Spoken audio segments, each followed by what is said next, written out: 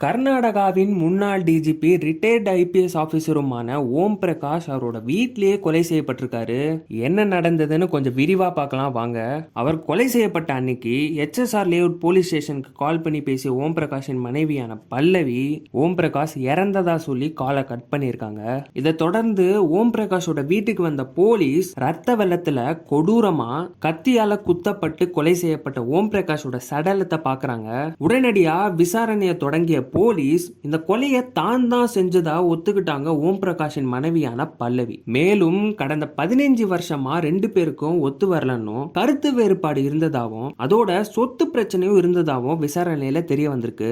இந்த நிலையில தான் ஓம் பிரகாஷ் அவர்கள் இரவு சாப்பிட்டுட்டு இருக்கும்போது அவரோட மனைவி கிட்ட கடும் வாக்குவாதத்துல ஈடுபட்டிருக்காரு.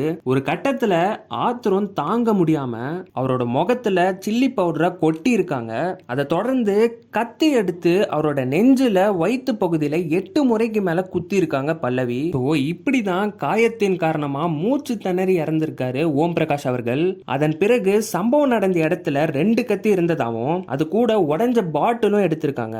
இதன் மூலியமா பல்லவியோட பொண்ணும் இதுல இன்வால்வ் ஆகி இருக்கலாம்னு இன்வெஸ்டிகேஷன் போயிட்டு இருக்கு. இந்த நிலையில ஓம் பிரகாஷோட மகன் என்ன சொல்லியிருக்காருன்னா தன்னோட அம்மாவும் தங்கச்சியும் ரொம்ப காலமா டிப்ரெஷன்ல இருந்திருக்காங்களாம். அது மட்டும் இல்லாம தன்னோட அம்மாக்கு ஸ்கிசோஃப்ரெனியான்ற நோயும் இருக்கிறதா சொல்லியிருக்காரு.